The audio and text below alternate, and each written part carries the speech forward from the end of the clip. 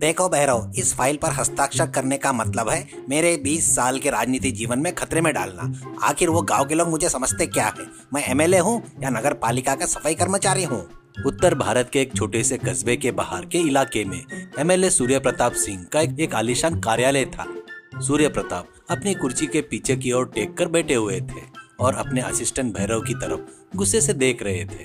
भैरव के हाथों में एक विनती पत्र था। उस गांव का नाम रतनपुर था। सर, आप रिस्क के बारे में बात कर रहे हैं, लेकिन वो रतनपुर के लोग कह रहे हैं कि वो नदी में गिरकर मर जाएंगे। उन्हें शहर आने के लिए 40 किलोमीटर दूर घूमकर आना पड़ता है। वहीं अगर नदी पर एक छोटा सा ब्रिज बना दे तो 10 मिनट में आ जाएंगे। भैरव, तुम्हें राजनीति अभी तक समझ में नहीं आई है। अगर वो 40 किलोमीटर घूमेंगे तभी तो वो मेरे पेट्रोल पंप पर पेट्रोल भरवाएंगे। अगर वो बस में आएंगे तभी तो मेरे भाई की ट्रैवल्स कंपनी चलेगी। ब्रिज बनाने से मेरी आमदनी गिर जाएगी। ऊपर से उस नदी में पानी ज्यादा है और मेरे पास झूठ कम है। कह दो ब्रिज बनाना संभव नहीं है, ऐसा बोल दो जाके। लेकिन सर, परसों एक औरत आ रही थी और बीच रास्ते में ही उसने बच्चे को जन्म दे दिया। सड़क ठीक नहीं होने के कारण ऑटो उछला तो बच्चा सीधा ऑटो ड्राइवर की गोद में जाकर गिरा है, ऐसा सुना। अरे वाह, इसका मतलब हमारी सड़कों की वजह से डिलीवरी फ्री में हो रही है। यह भी एक तरह की समाज सेवा ही मानी जाएगी। इस बात पर प्रचार करो। उसी समय कलेक्टर अविनाश मिश्रा आते हैं। अविनाश मिश्रा फाइलों से ज्यादा 5 स्टार होटल का खाना पसंद था। अरे क्या विधायक जी, फिर से वो रतनपुर ब्रिज का झगड़ा है क्या? मेरे पास भी सैकड़ों लोग आते हैं। मैं उनको एक ही बात कहता हूँ, ब्रिज बनाना है तो ऊपर से परमिशन आनी चाहिए, नीचे नींव पड़नी चाहिए और बीच में मेरा परसेंटेज कमीशन आना चाहिए। ये सब होने वाला नहीं है, इसलिए मैंने उन्हें धैर्य रखने को कह दिया है। बिल्कुल सही कहा कलेक्टर साहब, लोगों को धैर्य रखना चाहिए। जब पेट्रोल के दाम बढ़ते हैं तो क्या लोग बाइक नहीं खरीदते हैं? जब किराए बढ़ते हैं तो बस में नहीं चढ़ते हैं क्या? उसी तरह ब्रिज नहीं है, क्या वो नदी का चक्कर लगाकर नहीं आ सकते हैं क्या? रतनपुर गांव के हालात बहुत खराब थे। वहाँ पप्पू नाम का एक युवक रहता है। वो बहुत ही मासूम था लेकिन जिद्दी था। उसने अपनी बहन की शादी के लिए अपने पिता द्वारा कमाए गए 13 लाख रुपए बैंक में बचा कर रखे थे। गांव वालों की परेशानियां देखकर उसे रहा नहीं गया। दादी, ये एमएलए और कलेक्टर हमारी परवाह नहीं करेंगे। जब तक ये ब्रिज बनवाएंगे हमारे गांव के लोग 40 किलोमीटर घूम घूम कर घिस जाएंगे।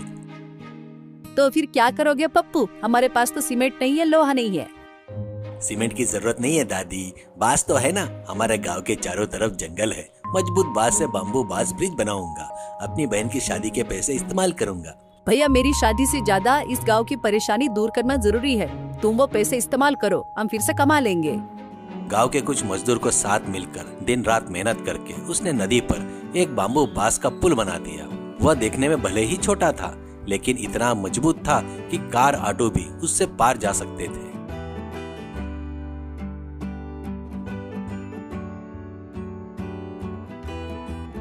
पुल के अंत में उसने एक लकड़ी का छोटा सा डिब्बा रखा।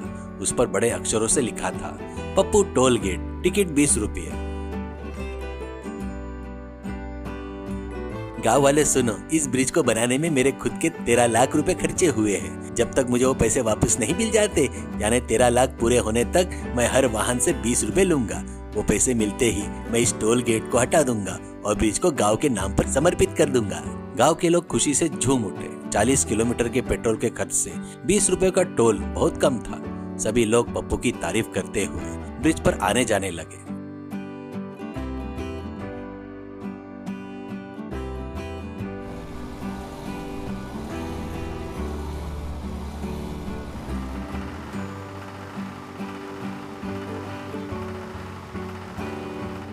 यह खबर विधायक सूर्य प्रताप के कानों तक पहुंची। भैरव भागता हुआ आया और फोन में रिकॉर्ड किया हुआ वीडियो दिखाया। सर, गजब हो गया सर। उस पप्पू ने नदी पर बांस का ब्रिज बना दिया है। वह टोल भी वसूल कर रहा है। अब हमारे पेट्रोल पंप पर मक्खियां मार रहे हैं, बसें खाली घूम रहे हैं। क्या मेरी इजाजत के बिना ब्रिज बनाएगा? मेरे एरिया में मेरे खिलाफ टक्कर का टोल गेट? कलेक्टर साहब को बुलाओ, मैं अभी जाकर उस ब्रिज को तोड़ने का ऑर्डर देता हूँ। सर, वो ब्रिज आप 5 साल से नहीं बना पाए, मैंने 5 हफ्ते में बना दिया। इसमें अपराध क्या है? लोग आराम से आते जा रहे हैं ना। मुंह बंद रखो, तुम टोल गेट वसूल कर रहे हो। इसका मतलब तुम समानांतर सरकार चला रहे हो। भैरव, वो कुल्हाड़ी इधर दो, मैं खुद इस बांस की लकड़ी को काट दूंगा। सूर्य प्रताप कुल्हाड़ी लेकर जैसे ही आगे बढ़ा, गांव के सारे लोग ब्रिज के सामने ढाल बनकर खड़े हो गए। अरे विधायक जी, अगर आपने एक कदम भी आगे बढ़ाया तो ठीक नहीं होगा। जब वोट मांगने आए थे तब तो बिरयानी बांटी थी, लेकिन जब हमारी जान पर बनाई तो आपने मुंह फेर लिया। इस पप्पू ने अपने बहन की शादी के पैसे लगाकर हमारे लिए ब्रिज बनाया है, हम इसे नहीं छूने देंगे। सर, वो लोग बहुत गुस्से में है। जब इन्होंने बिरयानी खाई थी तब जितने शांत थे अब उतने नहीं है। पीछे हटना बेहतर है। अरे देखिए, ये गैर कानूनी है, मैं रिपोर्ट लिखूंगा, ऐसा कहता है। अरे लिख लीजिए सर, अगर रिपोर्ट लिखेंगे तो हम मीडिया वालों को फोन करके बताएंगे कि आपने इतने सालों में कैसे रिश्वत मांगी है। जो ब्रिज आपने नहीं बनाया वो हमने बना लिया, तो आपके पेट में जलन क्यों हो रही है? लोगों के चिल्लाने पर विधायक और कलेक्टर डरकर अपनी कारों में बैठकर भाग गए। कुछ महीने बाद पप्पू टोल गेट के पास बैठकर हिसाब किताब देख रहा था। भैरव वहां पे आया।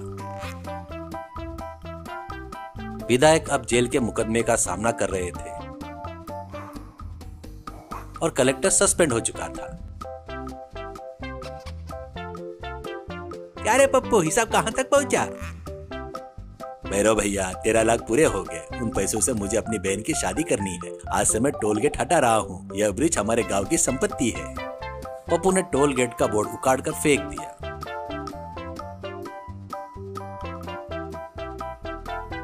पूरे गांव ने जश्न मनाया। पप्पू की बहन अंजलि की शादी उसे ब्रिज पर बहुत धूमधाम से हुई। गांव के सभी लोगों ने चंदा इकट्ठा किया और उस बांस के ब्रिज को पक्के सीमेंट के ब्रिज में बदलने का फैसला किया। सीख, जब सरकार का काम हमें खुद करना पड़े तो हमें नहीं डरना चाहिए। जन कल्याण के लिए किए गए किसी भी काम में जनता हमेशा साथ खड़ी होती है। भ्रष्ट लोग की धमकियां ईमानदारी के सामने घास के तिनके के बराबर होती है।